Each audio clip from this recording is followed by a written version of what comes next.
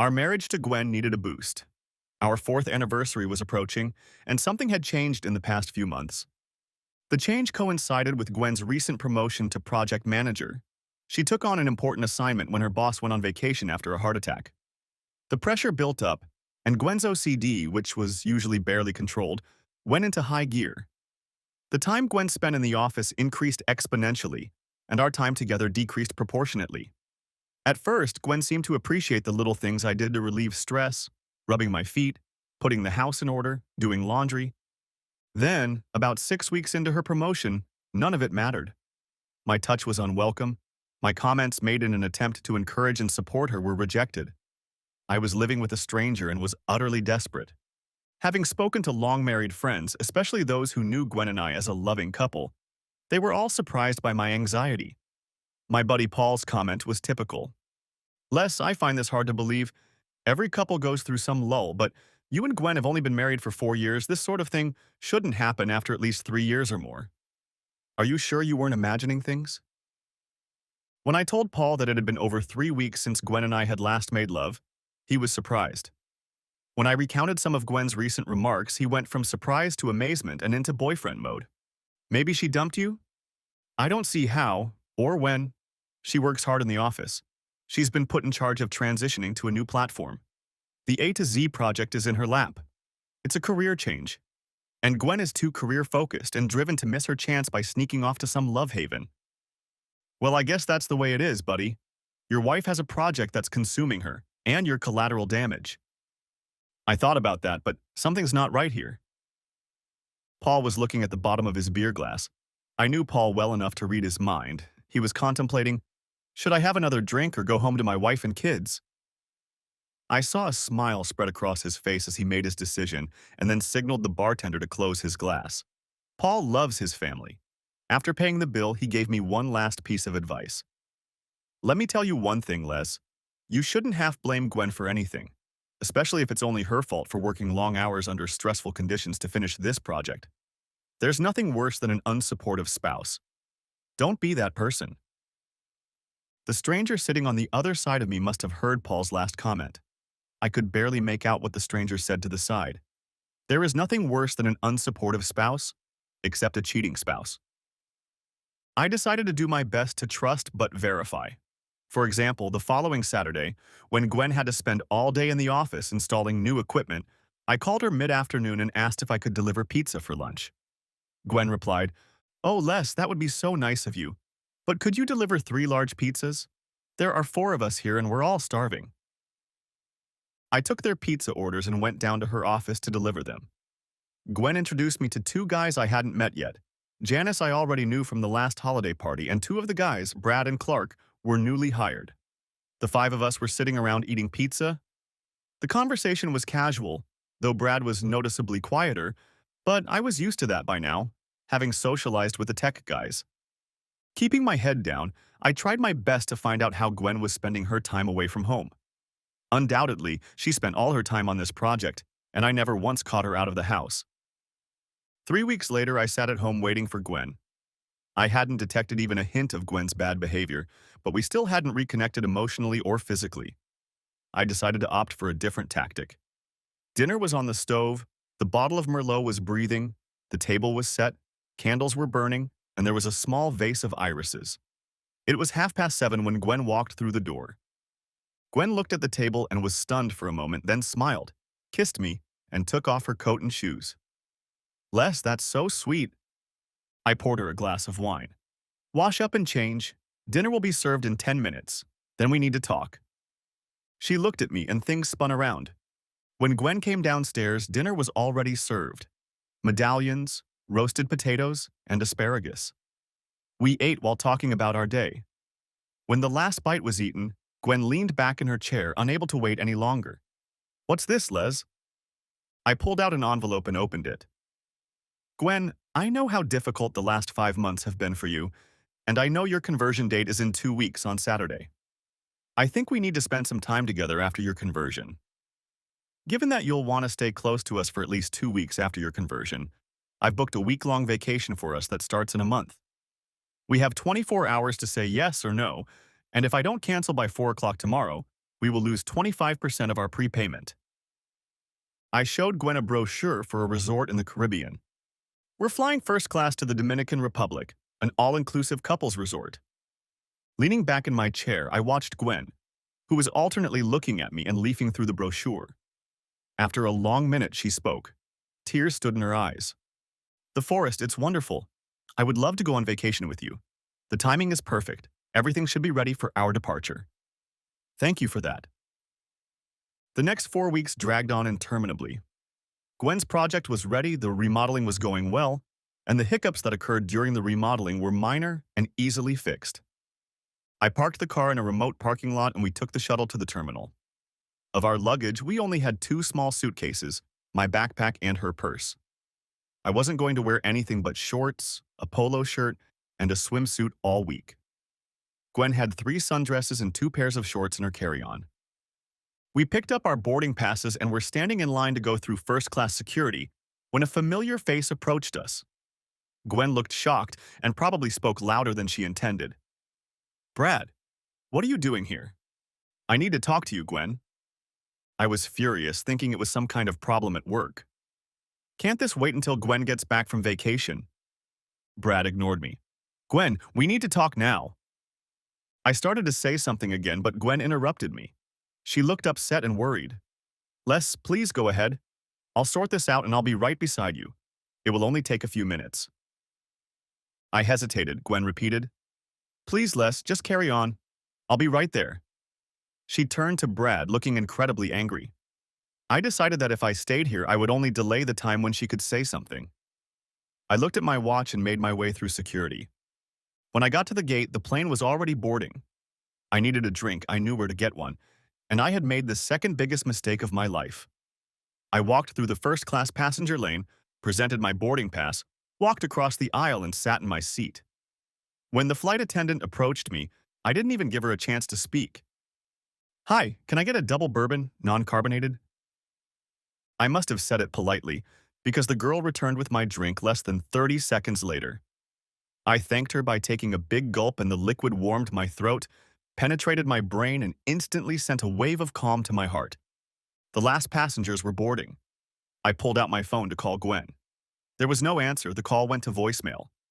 I wrote a message, "Where are you?" Nothing. I sent a second message, "You're out of time, where are you?" I was so engrossed in my phone that I didn't notice the cockpit door close.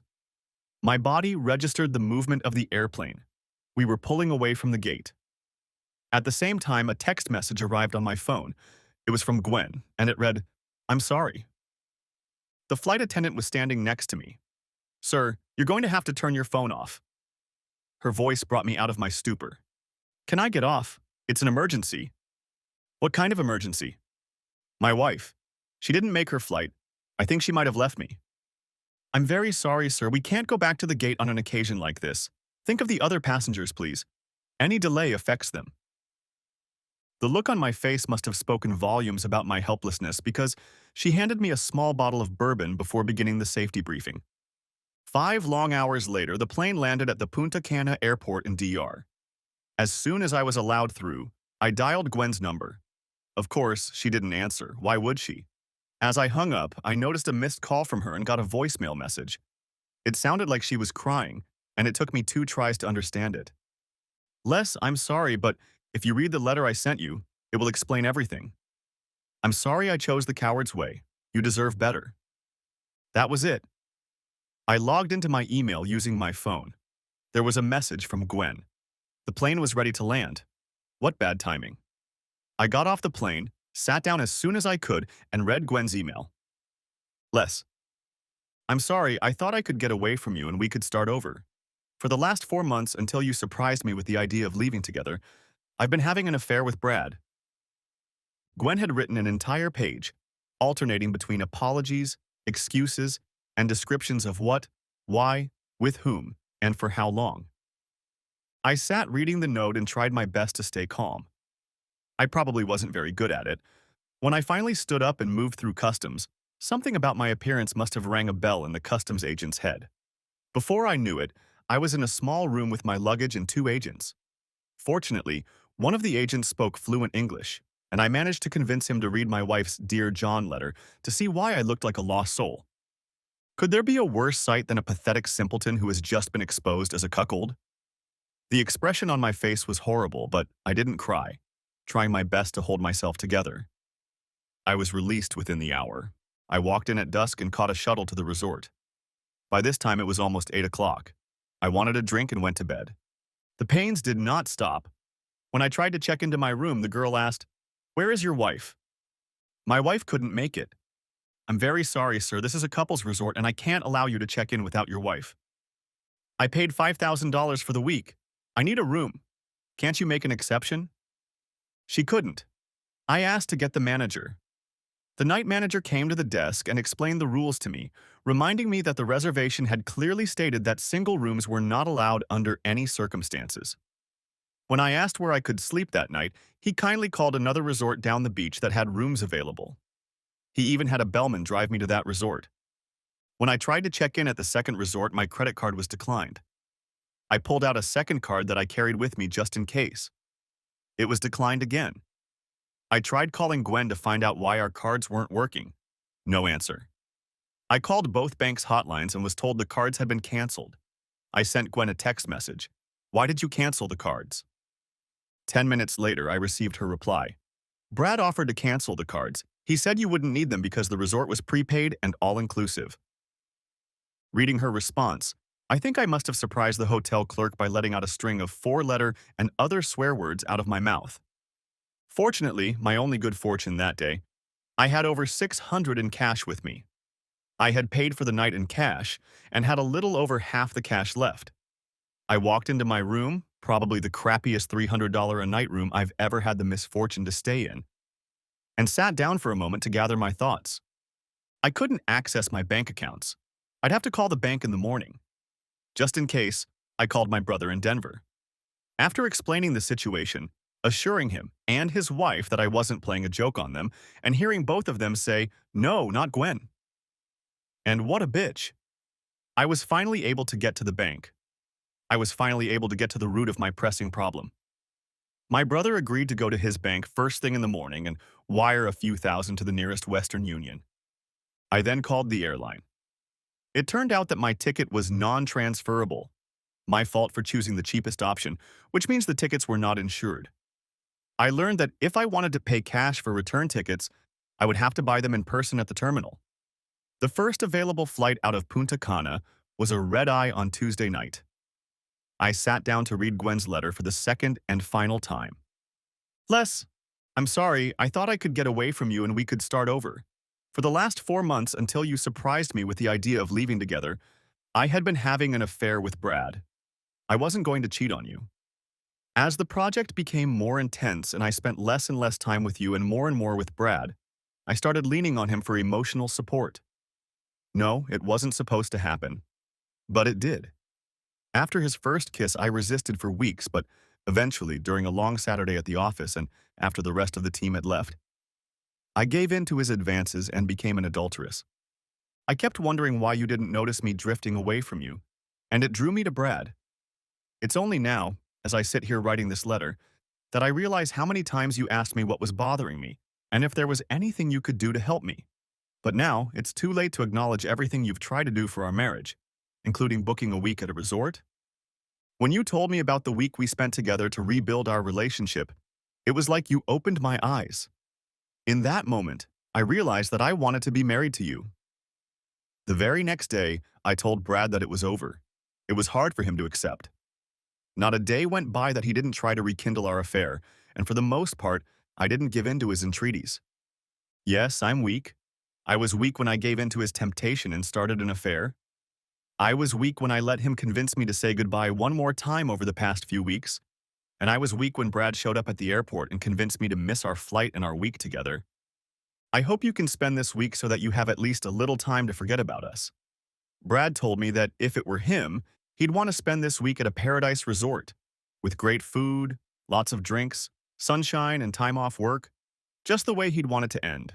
I hope that's the way it will be for you. I almost left him and got on the plane, but Brad said you should have found out about the affair after he showed up at the airport, and you probably wouldn't want to be around me after that. That makes sense. and I couldn't imagine how hard it would be to spend 5 hours sitting next to you and feeling your contempt. I also need this week to realize what I've done. I'll try to get back to you when you get back next Sunday. By then, my clothes and everything else should be gone from our house. Please don't hate me. I know I've done too much to be your loving wife after this, but I can't bear your hatred. With regrets, Gwen. I almost deleted the letter, but decided it was best to keep it. At least it answered one question. The reason I never caught Gwen outside was because she was probably having fun with that jerk in the office.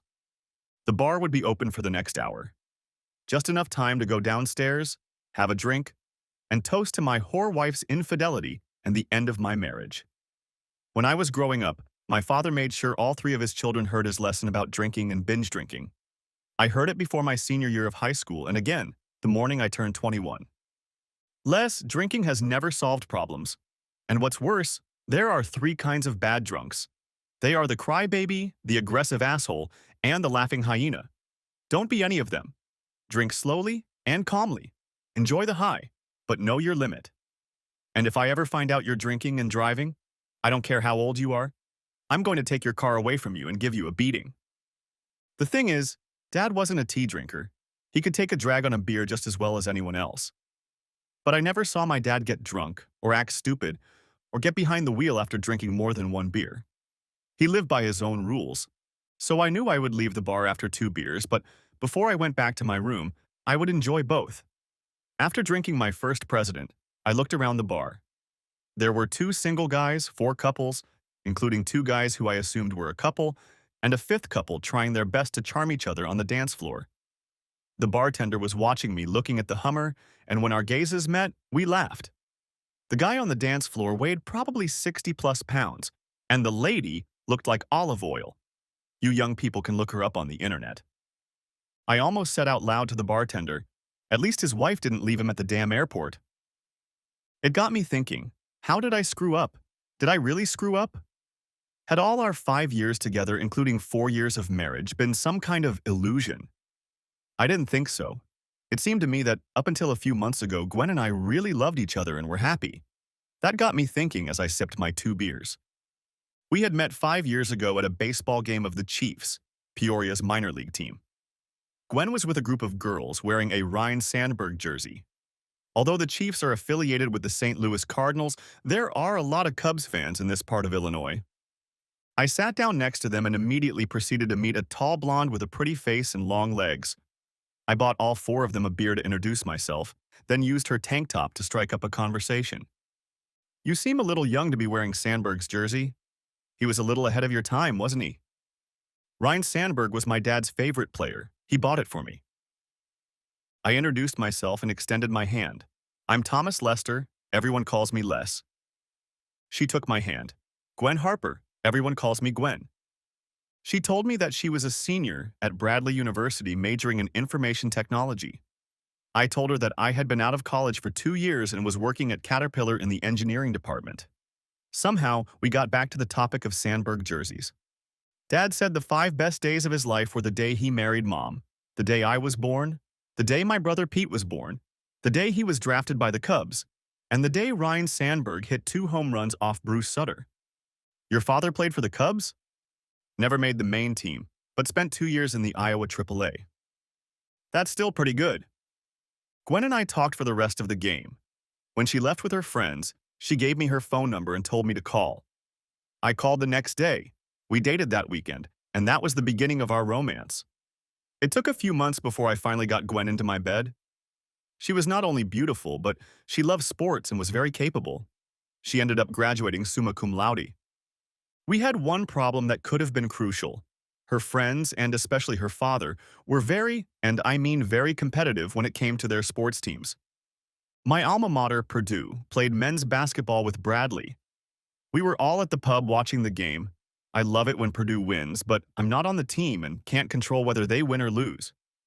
But that night, every time Bradley scored a goal, one of Gwen's guy friends would get in my face and then greet the other guys at the table. Luckily, Bradley won. I was told I had to buy the next round. I gritted my teeth, didn't tell the guys to back off, but told them that the winner buys, and stood by my opinion. Nothing came of it, but I'm pretty sure I didn't score a single point among Gwen's friends that night. Gwen seemed to take it all calmly and didn't say a word. If I dodged that bullet, it didn't prepare me for meeting her father. Thanksgiving came. Gwen and I had been seriously dating for 4 months, and it was time to meet the parents. I walked into their home in Arlington Heights and was immediately greeted by my mom and dad. For all her intelligence, Gwen could be wrong sometimes, and this was one of those times. Right after she introduced us, Gwen joked, "Watch out, Dad. He's a Cardinals fan."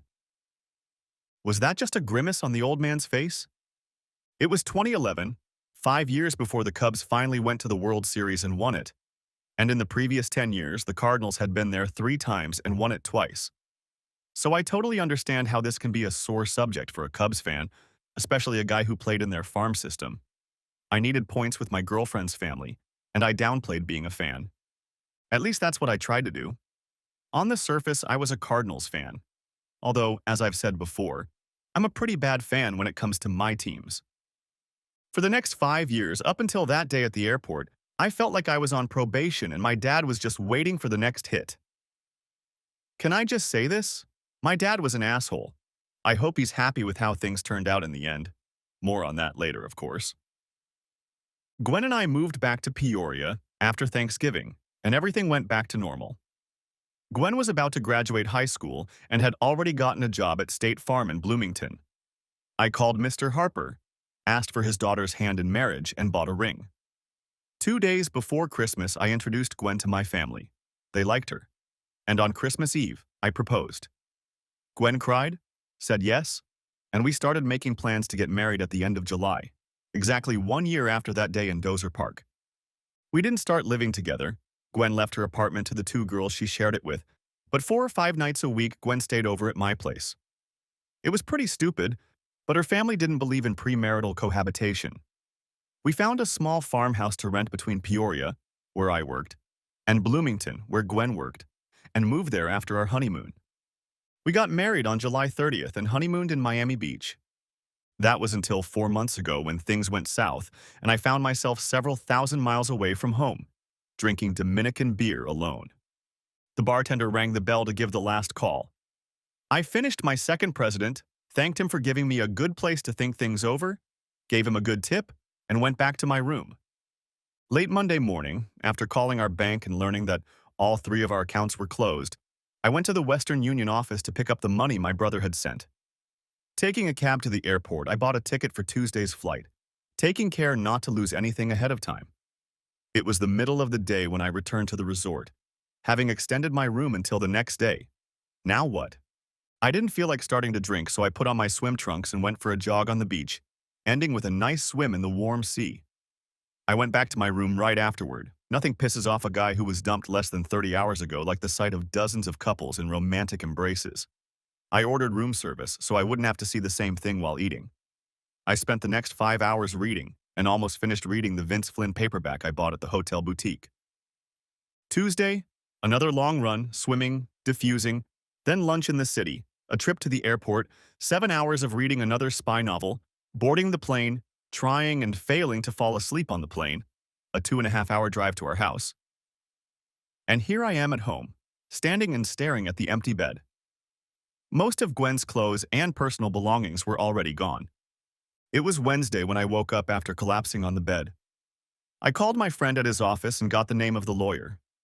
After calling Henry Abbott's office, I made an appointment for Thursday afternoon.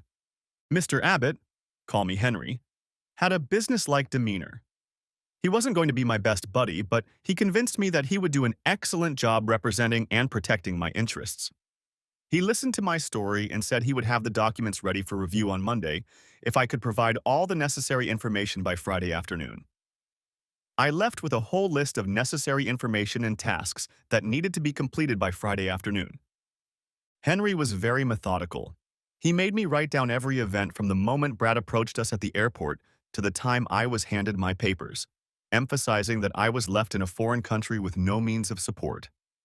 Plus, a detailed list of our possessions, all the money I'd spent in D.C. and spent to get off the island, and all the collective belongings missing from our house when I got back.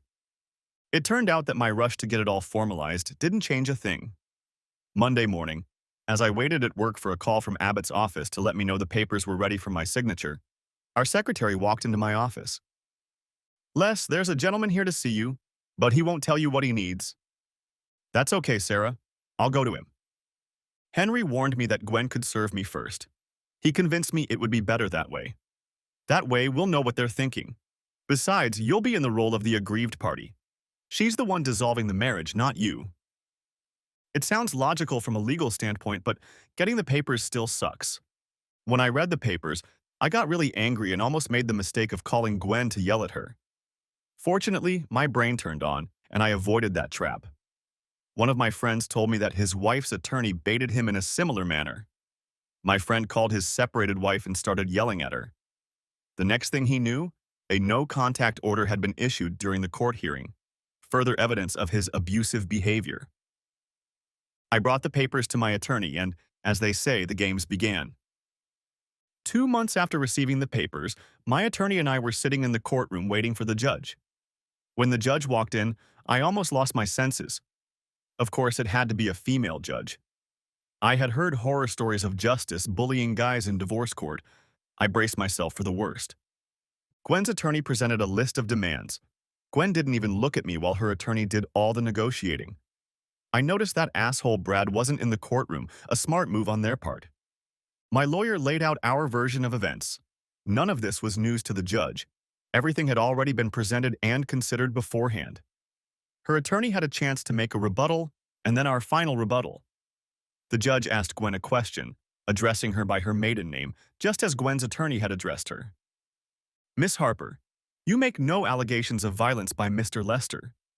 Did you simply fall in love with this Mr. Bradley Parker and decide to leave your husband because you were in love with another man? Gwen and her attorney thought for a moment, and then she replied, Yes, Your Honor, there was no violence. Thank you for your honest answer.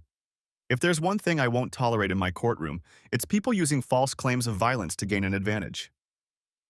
The judge paused briefly, reviewing her notes. The court authorizes a divorce, effective immediately. No alimony will be awarded. Each party will retain their retirement funds and any personal property. Jointly acquired property will be divided 50-50. From Miss Harper's half, she will reimburse Mr. Lester for the $9,000 spent on his half of the ruined vacation, all funds spent while he was in the country, and the return airfare. Miss Harper will pay all attorney's fees for both parties, and $3,200 for half of the couple's rent for 7 months, the time from the time she leaves until the lease on their home expires. The judge looked directly at Gwen. Young lady, you said you love your husband. If that's how you treat the person you love, God help the one you don't love. You could have knocked me down with a feather. Out of $20,000, half of Gwen's let's buy a house savings, she had to give me almost $16,000. As the lawyer and I were leaving the courtroom, Gwen heard Les screaming behind her. As I walked out of the courtroom, I saw Brad sitting on the bench. He started to get up from the bench, but I was already in his face. You know, she'll cheat on you too. I walked away. Outside the courthouse, I asked Henry if I could buy him lunch. We went into the diner across the street. I almost shit my pants when I saw that the judge was a woman. I thought for sure I was going to get screwed. That's where you're wrong for 2 reasons. It's always some grandpa judge who looks at a pretty wife and gives her the farm. And we couldn't have picked a better judge than Judy Carter. You knew we were going into her courtroom, why didn't you tell me? I didn't want to be under any illusions, and I didn't let you get cocky in case she questioned you. Henry continued. Judge Carter has been married to the same guy for 40 years and loves him to bits. She's a respected attorney. He's a machinist at one of the local machine shops that supplies parts for Caterpillar. But it's a marriage of equals. Barry Carter is a great guy, unassuming at the club, even though he has 5 strokes and wins every damn tournament. Henry stopped talking to take a sip of coffee. Let me tell you one last story, just because you got bitten the first time you walked down the wedding aisle. But you should know there are some great girls in the world. Judge and Barry are at a country club dance. They're sitting at the same table as my wife, me, and another couple. One of the local bigwigs, the owner of a car dealership in town, walks up, ignoring Barry, and asks Judge to dance. Barry isn't cocky, but he's man enough to let his wife handle it. Judy tears the guy apart. Has anyone ever taught you good manners? She asks. No gentleman would ask a lady to dance without first asking for her escort. Now go away and pray you never find yourself in my courtroom. And if you do, you'd better tell your lawyer you need another judge. because I can't promise you a fair hearing." The judge leaned over and kissed her husband. She knows that some people underestimate her husband just because he works with his hands. I laughed at this story.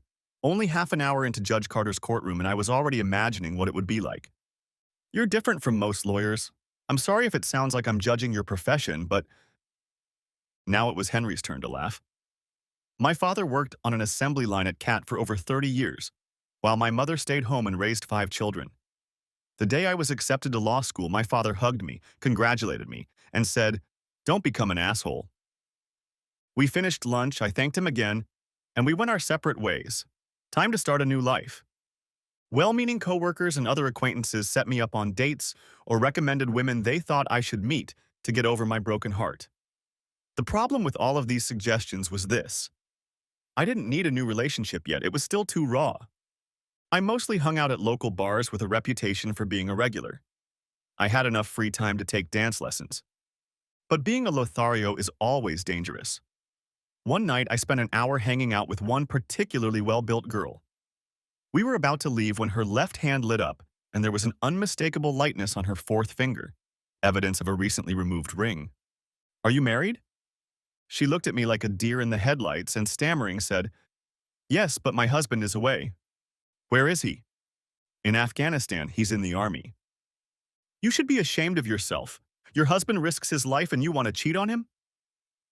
She started to cry, then collapsed on the sidewalk. I'm so sorry, I'm such a slut." I picked her up off the sidewalk and she looked me in the eye and started talking some bullshit. "He's been gone for 5 months and I worry every day. I got lonely, and I got hit on by a few guys at work. I didn't want to cheat with a guy I'll never see again. So tonight I went on a date. It was the first time, I swear.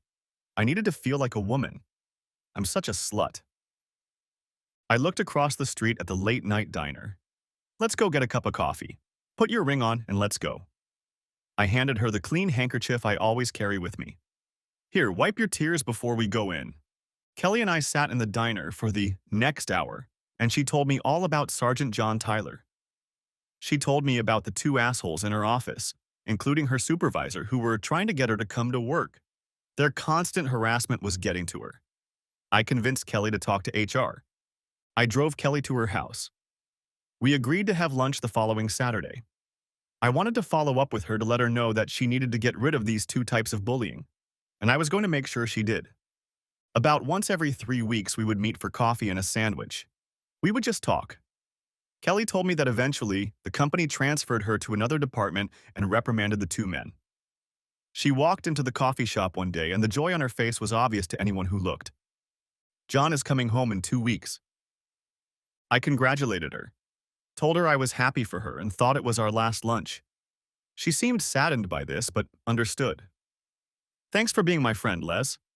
You helped me deal with those 2 cretins at work and realize how I could have lost the best thing in the world, John's love. You were there for me when I needed a true friend. I'll never forget that." I will miss her, but as I walked out of the restaurant, I felt good. I walked out of my office building and a 6'3" man dressed in a desert uniform stood in front of me. I recognized him from the pictures Kelly had once shared with me. "Are you Thomas Lester?" I didn't extend my hand, deciding to let him set the pace for the next steps. "Is it okay if we go somewhere to talk?"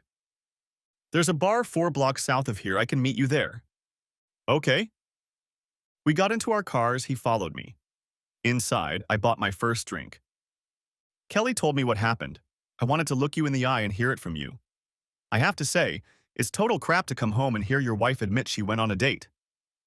"Well, it didn't happen, at least not with me, and I highly doubt it happened with anyone else. She had a moment of weakness. She loves you. So why didn't you take advantage of it?" "My ex-wife left me, and it hurt like hell. I couldn't do that to another guy, especially a man in uniform." "Have you ever been in the service?" "No, I never had the opportunity to put it all on the line like I do now. Just glad there are guys like you willing to do it."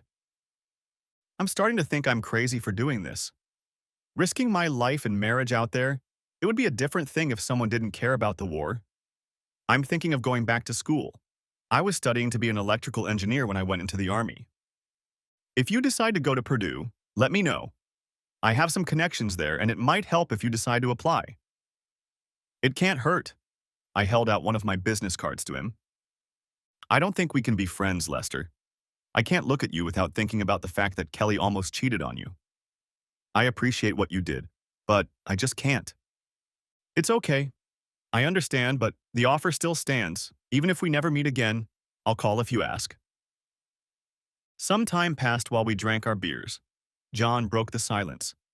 You've become different, Lester. You refuse to go to bed with a woman like Kelly. You sit there and don't ask me about my time there. You wouldn't believe how many guys ask like it's something we want to talk about. I think it's your right to talk or not.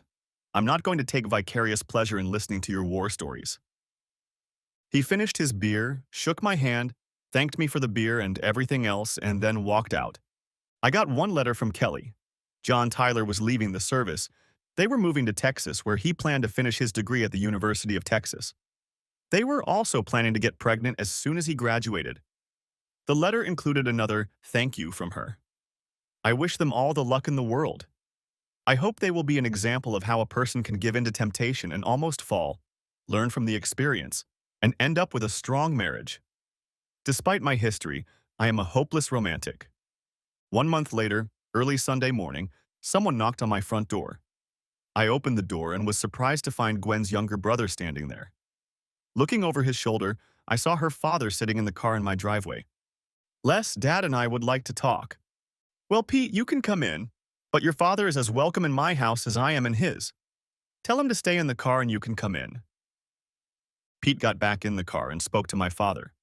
I couldn't hear what was said, but the body language spoke volumes. I restrained myself from blowing the old bastard off. Pete came back alone. I let him in and poured him a cup of coffee. I always liked getting along with Pete. You pissed off your dad more than a hornet. The ride home is not going to be a pleasant one. I'm sorry, but if he ever gave me a slack, I'd do the same.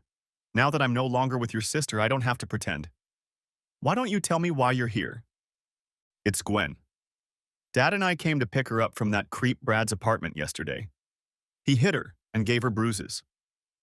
I'm sorry to hear that, but what does that have to do with me? We've been living apart for a year and divorced for over 6 months. Dad and I were wondering if you could take her back. She cried all last night, kept saying she wanted to be your wife and made the biggest mistake of her life when she left you. I'm sorry to hear she was hurt, honestly. I don't wish that on anyone, especially those I once loved. But there's no way I'm going back to Gwen again. I'll never be able to trust her. She broke my heart in two. Where is she now? At the Holiday Inn. She can't look you in the eye, but she didn't stop us when we said we were coming to see you. Again, I'm sorry. I wish her luck to get her somewhere safe, but it won't be here, not with me. I rose from the table and held out my hand, signaling that the conversation was over. Pete reached up and took my hand. There was sadness in his eyes. If anything, I can't blame you, but I had to try. My sister messed up, and you're a great guy and always treated her well. I don't know what got into her head to mess it up. Bye, Les. I didn't walk Pete to the door. I didn't want to see their bastard father again. I heard the car start and pull out of the driveway. That was the last I heard of this family. Mutual friends informed me that Gwen had moved north and gotten a job in Northbrook at Allstate. In the years since my divorce from Gwen, I'd had plenty of opportunities to lick my soul wounds. More than a dozen 1- and 2-night dates. Most of the girls went home just as satisfied, if not more satisfied than I did. Practice makes perfect. I met Grace at a concert on the ISU campus. No, not at a rock concert. It was a chamber orchestra from Chicago, and the highlight of the evening was variations on Folia by Salieri, Geminiani, and other Italian composers. Sitting next to me in the audience was a petite, pixie-like woman who reminded me of pictures of Twiggy, Patty Boyd, and other British models. My father was a big fan of George Harrison and Eric Clapton. Grace struck up a conversation during intermission, asking if I enjoyed the concert. I learned that she was in grad school for graphic arts, plays the cello, and was willing to let me buy her a drink after the concert. At a pub nearby, we had a drink while swapping stories. Given the name Grace, you'd think she was born into a religious family, but that's not the case at all. Her parents named her after Grace Slick, lead singer of the band Jefferson Airplane. She grew up in what you might call a commune outside of Carbondale. When I told her I lived on a farm, she looked extremely interested. Do you have a garden? I'm surrounded by my landlord's cornfields. There's a plot of land, maybe 40 by 40, where the previous tenant grew vegetables. But in the 5 years I've lived there, he never planted anything. Now it's nothing but weeds. That's too bad. Gardening can be a very relaxing, almost spiritual activity, not to mention how wonderful fresh food tastes. We moved on to other topics until it was time to leave. I walked her home, kissed her on the cheek at the door, and gave her my phone number. She was different from any other girl I had ever known. I called the next day and we made arrangements to attend a student art show on campus the following weekend. It was a great week at work. I got a promotion and a nice raise. All that extra time I had put in since the breakup of my marriage had paid off. Saturday afternoon, I picked Grace up from her apartment. It was a beautiful April day, and I was tempted to suggest spending it outdoors on the patio, drinking beer instead of sitting indoors looking over student papers. 30 minutes later, walking through the first gallery, I regretted not suggesting the pub. Almost all of the works, both paintings and sculptures, seemed to exist only to shock. Grace held my hand and must have sensed my reaction when I approached a three-panel triptych that could only be interpreted as Mary performing fellatio on each of the Holy Trinity. No genitals were shown, but the artist's intent couldn't have been clearer. If this piece of trash was considered art and something Grace had anything to do with, then our date would soon be over with no chance of further encounters. I think I'd like to leave. Grace squeezed my hand. Maybe we can work this out after the next gallery. If you still feel the same way after that, we can leave. Grace pulled me into the next room. I looked around, almost reluctantly, but was pleasantly surprised by what I saw. It was art, at least from my perspective. Instead of art meant to shock and offend, this was art that lifted the spirit or made you think, not just scandalized. We walked down the hallway, stopping at each exhibit and comparing our thoughts until we came to a painting depicting two people, a woman and a man, descending an open staircase. My gaze stopped on their faces. What were they thinking about? Then I noticed the ring on the woman's left hand as she held onto the railing, and the man's ring finger was bare. I stared at this painting without looking away until I glanced at the card to read the title of the work and the artist's name. Oil on Canvas, Le Dernier Après Midi des Amoureux, by Grace Powell Adams. I looked at Grace. You did it. Grace looked at me with a smile. Yeah, I know, she smiled. You like it? It's fantastic. Is the title in French? What does it mean? The last day of lovers. Ah, now their expressions make sense. It's over for them. Why? I can't decide. What do you think? I knew what I was thinking, but I wasn't ready to share. I'll tell you later. Did you use live models? Two other female students. They stood on the stairs for hours posing. Let's go to the last gallery. I want to show you something else. On the wall of the last gallery hung the second of Grace's works. It was completely different from the first. It was an animated drawing of a giant aquarium filled with 100 different fish and sea creatures. Oh my God, this is fantastic. My niece would just go crazy over something like this. You are so talented. Why is all this beautiful work here and this crap in the first gallery? Grace laughed before answering. Most of us think the professor who curates this show is using its shock value to make a name for himself on the avant-garde in Chicago. We're pretty sure he's sleeping with at least one student, the same one who made this whole mess at Holy Trinity. I hope that doesn't sound bitchy to you. On the contrary, it only confirms your good taste. I hope you won't mind. I can send a letter to the university suggesting at least a change of galleries. We finally made it to the pub and spent a few hours drinking, snacking, and learning more and more about each other. The more Grace told me, the more I marveled at how down-to-earth this girl was, especially considering where she'd grown up. Grace told me everything straight. The evening was cooling down, it was time to sit down. Les, do you mind if we break early tonight? I have a project to finish that's due on Monday. I shouldn't even be spending all this day having fun, but I really wanted to spend time with you. I agreed. And yes, what could I do or say? This was going to be an amazing first date, and I didn't want to ruin it. Grace asked if we could have dinner the following weeknight. We agreed that she would come over to my house on Wednesday and I would cook dinner. On Wednesday, Grace showed up at my house at 5:30. She was most interested in the weed bed that had once been a garden. There was a 7-foot-high fence around the perimeter to keep the deer out. Grace grabbed a shovel from the garage and started digging along the fence. Awesome! They buried the fence to keep the rabbits out. Grace washed dishes, ate stew, and drank beer, and I learned more and more about her. When we finished dinner, we discussed my reaction to her painting of the two lovers, given how my marriage had ended, and Grace apologized if the painting upset me. She filled in more blanks about herself. In a little over a year, she would be getting her Master of Arts degree. She spoke Italian and French, played the cello, and was a skilled painter. What don't you know how to do? I don't know how to play sports. I'm a total klutz. I've tried tennis, softball, riding. What's the matter? If it takes skill, I'm good for nothing. I can run and swim, but in yoga class, I fall to the last row. I struggled not to laugh at that image. Grace laughed for the two of us. That's hard to believe. I mean, you must have the eye-hand coordination to play the cello and draw. I'm nervous. Don't even think about taking me out on the dance floor. I'm a total dummy. My legs and arms are dangling. I can't draw if someone is watching me. I only know how to play the cello because I learned to play in my room, with no prying eyes. You didn't have a music teacher? My mom. Grace looked at the clock on the wall. I have to get back to town. But before I leave, I have a huge favor to ask of you. I'd like to plant a garden in your backyard. I'll do all the work, buy the seeds, weed, do everything. I'll share what I grow with you and you can eat fresh produce. We discussed logistics, the parameters of my personal space, etc. And when she agreed to my demands, I agreed to her request.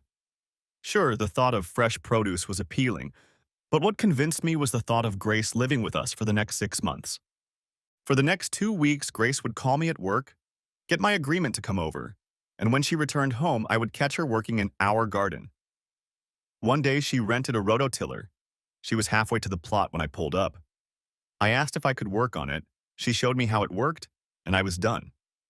That Friday, a load of organic bovine manure was piled in front of the fence.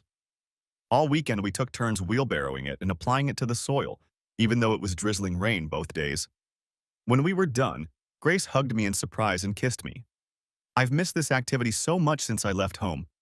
I love digging in the dirt so much, breathing in the smell of the earth. And it's even better when the sun comes out and you feel its warmth on your body. It was my first garden experience, but I understood what she meant. Over the years, I had watched my boss plow with his tractor and harvest corn, but I was removed from it all.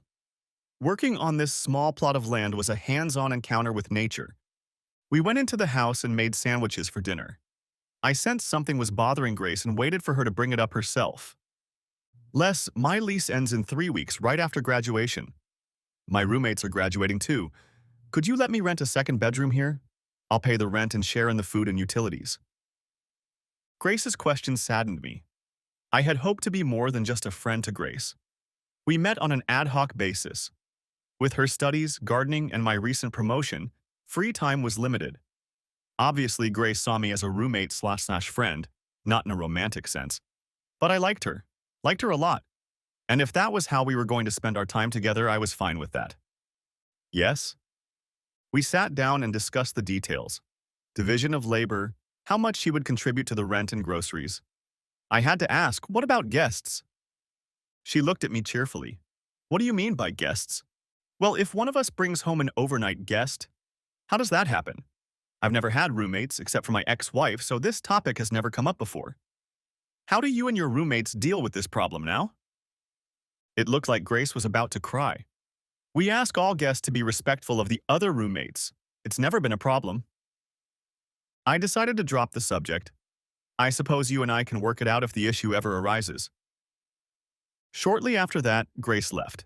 She said she would be back the following weekend to begin planting. Saturday morning was warm and sunny, a perfect spring day. I had some things to do at the office and decided to bike the 10 miles into town. Before I left a note on the kitchen table for Grace, letting her know I'd be home by 4 and asking if we could have dinner together. I turned on the computer. Nothing. Then it hit me. The IT department was doing an update this weekend, and I had completely forgotten. That made me happy. Not all was lost. I'd had a great morning walk and would take a second one on the way home. And most importantly, I'd spend a sunny afternoon in the garden with Grace. I closed the terminal and walked out, whistling a happy tune as I drove home. Funny enough, The gate in front of the house was closed and Grace's car was parked inside the gate. The garden is behind the house and you can't see it from the road. I hung my bike on my shoulder and walked through the gap between the gates. As I passed the house, I looked into the garden. She was standing there working with a hoe. Grace called out, "Who's there? Stop! I'm in love with you." Grace looked at him in surprise. "Really?" "Yes, really. I want to be your friend, but most of all, I want to be your lover." "Then why didn't you say so before?" "Because I'm stupid. I didn't know how to tell my friend Grace that I wanted to be more than just a friend. I didn't want to lose your friendship if that's all I could be. And I thought the same thing about you." "Why would you think that? You're gorgeous." "Yes, of course I am. I saw the way you looked at Janice." "Who's Janice?" "My painting. I was looking through the photo album in your room one night. There are some pictures of Gwen in there. Look, I won't kid you. Gwen looks good, but you look great." "Okay, I believe you. Now what?" "Why don't we hold off on boarding for now?" After that, we headed for the bedroom. One more thing. It never occurred to me to let Brad get away with seducing my wife, even though Gwen was equally responsible for the destruction of our marriage. But he deserved payback for his blatant disregard for our vows and subsequent pressure on my naive wife to financially ruin me in the divorce. However, I never rushed into revenge, and now that my relationship with Grace was progressing, was it still important? Damn important. I could have jumped him with a baseball bat and beat the shit out of him, but I had no desire to end up in jail. People like me wouldn't last long in an environment like that. But in today's online world, it's so easy to spy on people. After my divorce from Gwen, I spent an hour every week on search engines, Facebook, and other portals that allowed me, using an alias, to escape into Brad's world. I kept a low profile, doing nothing malicious, waiting for the right circumstances to act. I had heard the phrase, "Revenge is a dish best served cold." Is it true? In my case, it certainly was. It was 2 years after my divorce when the perfect opportunity presented itself. By then, Brad was working in the IT department of a well-respected conservative brokerage firm and was engaged to another woman. I decided that to save his innocent bride from having to divorce his ass, it was best to do it before the wedding. A few weeks before Brad's wedding to this beautiful young woman, it was time to strike. It cost me $4,000, but it was worth it. Nothing in Brad's life was a secret. Every Wednesday, a few guys from Brad's office spent the evening drinking at the bar of a local hotel. It was a typical boys' night out. Most of the guys would leave after an hour or two, but usually one or two single guys, including Brad, would stay until 8 or 9. It didn't take much effort for the call girl from Chicago to get him into her room. She caught Brad's eye as she sat at the bar. He said goodbye to the only remaining coworker and asked Lacey if he could buy her a drink. She agreed, and for the next 15 minutes allowed herself to be seduced by Brad's smooth speech. At her suggestion, they bought another round of drinks and Brad agreed when Lacey suggested they finish them in her room. 2 small hidden cameras were set up in the room. Lacey introduced Brad to Philip, her coworker. Who knows why Brad decided to get involved? The next day, Lacey and I watched both videos. We agreed that I could only use the screenshots, and neither her nor Philip's faces should be on them. I pondered whether I should let Brad know that I was the one who'd set him up. In the end, I didn't.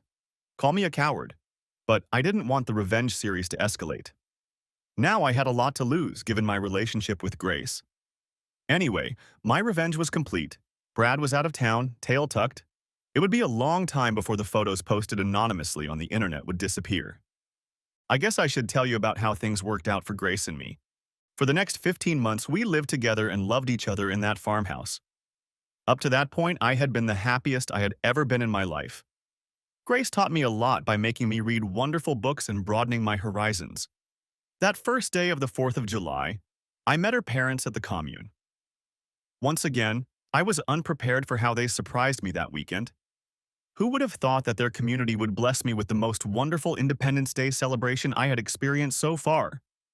We were sitting on the back porch drinking beer before dinner. "Les, I got a job offer today." "Judging by the tone of your voice, I'm not going to like it, am I?" "I've been offered to work on an animated movie. It's a company called Enlightenment, headquartered in France. They're making a new animated movie based on Dickens' Christmas Tale, A Christmas Carol. I will have to move to Paris for almost a year during development. I knew Grace had few opportunities in central Illinois, but Paris? I had to put on my big boy pants, but it wasn't easy. Wow, that sounds like a great opportunity. I guess I'm surprised, though. I didn't realize you were applying for jobs outside of the States. No, it was thanks to a friend of a friend of a friend of a friend of a friend of a friend of a friend who's already there. One of my professors sent samples of my work to a few people. It spread, and they called me today. I thought you were talking about freelancing to stay here. Freelancing is hard if you don't have any credentials. This will help me get papers when I get back. Or you'll find Paris more interesting than Peoria and Bloomington. How are you going to keep them on the farm?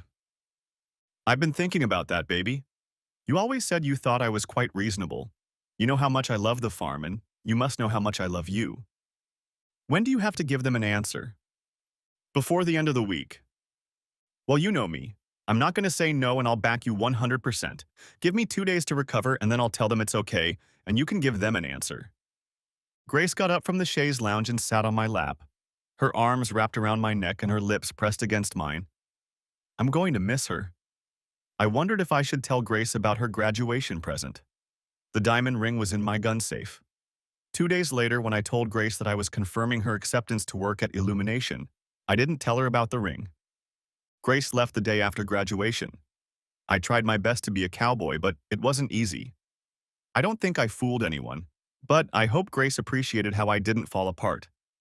Grace left her car and almost all of her belongings, including her painting paraphernalia, at my house. Grace's mom hugged me tightly and whispered in my ear, "She loves you, trust her." I drove her to O'Hare and kissed her goodbye. God, how I hate that damn airport ever since Gwen left me there all those years ago. And now I'm doing it again. Only this time my beloved is flying away and I'm staying. We wrote letters, exchanged photos and emails, Skyped at least once a week, and made plans for how I would spend my next vacation in Paris. None of this helped as I sank into depression. Most of the crops in the garden we had planted together that year had rotted in the field. One afternoon, several of my coworkers came to our house and, seeing the condition of the garden, asked if it was okay to harvest. I didn't care and told them it would be fine. Debbie King worked as one of the administrative assistants in our department. Debbie was a widow with 2 boys, having lost her husband to a severe form of hepatitis. On Saturday, she and her 2 boys came to our house and the 3 of them spent a few hours harvesting. "What are you going to do with all those vegetables?" I asked. I asked. I asked. "My neighbor is going to teach me canning. I need to buy some canning jars and make food for the winter." "Tell you what, I have at least 3 dozen jars you can have. Just promise me that if we need them next year, you'll bring them." "And why won't you need them?" "You never know. Grace did the canning. I just bottled the beer and she did everything herself." Debbie looked at me. "She loves you, Les. She'll be back." I turned around and walked back into the house, talking to myself. I hope so. Soon, Debbie left with her boys, a few boxes of crops and 40 canning jars. Grace expected to get 10 days of vacation between Christmas and New Year's weekend and planned to fly home at that time, so we decided that early November was a good time for me to fly to Paris. Grace would have to work weekdays, but we would have evenings and 2 weekends to spend together. I boarded the plane for the direct flight to Paris, crossing my fingers that my jinx at O'Hare was a thing of the past. Grace was standing outside de Gaulle Customs waiting for me. Waking up the next morning, I took a minute to get my bearings. After catching my breath, I found the kitchen, which was a table with a small refrigerator underneath and a stove on top. Grace had left instructions on how to use the coffee pot. There was half a baguette on the cutting board and jam in the refrigerator. I took a bath, shaved, and dressed. There was a key hanging by the door. I decided to spend some time walking around the neighborhood. At 4 o'clock, I was back at the apartment reading the book I had brought with me when Grace burst through the door. "That's it. For the next 64 hours, you will not disappear from my sight." "That's fine with me. We won't even have to leave this room." "Ha! Have you seen how the refrigerator in my dollhouse is set up? We'll starve to death." "Isn't there delivery in Paris? Is there a Domino's here?" I was kidding, of course. This was Paris. "I don't know, but no one eats here before 7. Make love to me and then we'll go to dinner." By this time, Grace had stripped down to her work clothes. I couldn't argue with her logic. We spent Saturday at the Musée d'Orsay, and had a great lunch around the corner from Notre Dame. Several of Grace's coworkers wanted to meet with me, but Grace declined to meet with me on Friday because she wanted us to have a quiet evening alone, but agreed to meet with them on Saturday night. When Grace and I entered the restaurant that evening, there were already a dozen people seated at a long table in the back of the dining room. Grace was popular with her coworkers, not surprisingly, and many of them wanted to meet the man who owned her heart. After introductions, handshakes with the men, and air kisses with the ladies, we were seated in small groups, me with an English woman, Holly, a Japanese woman, Megumi, and a Frenchman, Claude. Both Megumi and Claude spoke perfect English. I had a harder time understanding Holly than either of them. From time to time, Grace switched between the other two groups, both of whom spoke French. The waiter took our drink orders. Various plates of appetizers appeared and disappeared. Holly and I got into a friendly argument about which of the Americans or Brits was better at rock and roll. Claude was on Holly's side, arguing that Exile on Main Street by the Stones, recorded in France, was the greatest rock album of all time. Megumi was on my side, having grown up listening to her mom's Cheap Trick vinyl record, Live at Budokan. Mom was in the audience, and voicing her opinion that Elvis and Chuck Berry started it all. It was all a lot of fun. No one took it seriously. At one point, I had to ask Grace, "Baby, who's the greatest rock singer of all time?" Grace didn't miss a beat, answering, "Not only the greatest woman, but the greatest singer, male or female, is Miss Slick." From music, we had moved on to sports, when Grace suddenly raised her voice and began berating one of the French boys in French. In our entire year of school together, I had never seen Grace so enraged. I didn't understand a word. Everyone else was speaking French and watching in amazement. Even the neighboring tables stopped to listen. After a full minute, Grace apologized to the rest of her colleagues. Even I understood the pardon, and said we were leaving. Walking out of the restaurant, I asked, "What was that?" Jean-Paul is one of those French bastards who can't help himself from dissing Americans. People like him are a minority, from my experience. He knew you didn't speak French and took the opportunity to say some nasty things to Renee about American men, and you in particular. I overheard him, and I wasn't about to let him get away with it. I hope you won't mind if I defend your honor. No, not at all. But why did we have to leave? Renee is such a bitch. She knows I can't stand Jean-Paul and she invited him anyway. I'm not going to lie to you. Jean-Paul is a weasel. He tried to get me to go out with him. I told him no, we're in a serious relationship and I won't break my word to you. We're still in a relationship, aren't we? Yes. That's good. I was afraid to broach the subject while we were apart. I couldn't stand it if you started long-distance dating. I haven't changed my mind. I'll still be around when you come home. I love you so much, Les. Please don't ever break my heart. Before I left, we had another meeting with her coworkers, this time without Jean-Paul and Renee. Claude made sure I realized that not all French people shared Jean-Paul's anti-Americanism. The evening turned out to be fun, without drama. Paris restored my faith that Grace and I had a future. The next 5 months were so long, and even longer because of the cold, long winter on the prairie. Grace's arrival during the vacations helped. The promised spring brought warmer weather, lengthened daylight hours, and Grace's return was only months away. I had originally planned to spend a week in March in Paris, but Grace said her work hours were ridiculous right now because it was a busy time. In order for the movie to be ready for holiday release, the first draft of the schedule had to be ready by mid-May. I canceled my travel plans. With any luck, Grace would be home by mid-June. It was the 10th of May, a beautiful day. The temperature was around 70, the sun was shining after 3 days of rain. I drove home from work anticipating drinking a beer sitting on the back porch of the house. I don't know why. Maybe just because I felt closer to Grace that way, but I'd spent the previous Saturday with a rented rototiller in the garden. Maybe I'll plant tomatoes and string beans, simple things. In the meantime, I'll have a beer and look at what was now considered Grace's place. As I pulled up to the house, I was surprised to find the gate closed. I stopped the car and, instead of opening the gate and driving through, simply walked to the back of the house. There in the garden, leaning on a hoe and looking straight at me, stood the most beautiful garden nymph. We stood for half a minute or so, just looking at each other, until she dropped the hoe and threw herself into my arms. "Why are you here?" I asked. "We finished early 3 days ago. They only need half the crew for finalization, tweaking, and post-production. They asked for volunteers to be released, so I volunteered. Packed up, got on the first flight to O'Hare, transferred to the shuttle, and got home 2 hours ago. Hope everything's okay. I wanted to surprise you. Hope you don't have plans. Damn, this woman can be so dumb sometimes. Time to set her straight. Yes, I do have plans. Wait a minute. Grace was still holding me tightly. I freed myself from her grip and ran into the house and opened the safe.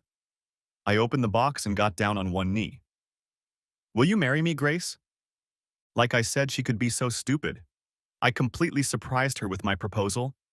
It took her too long to find her voice, but when she did, she said the right words. Yes, I love you so much, Thomas Lester.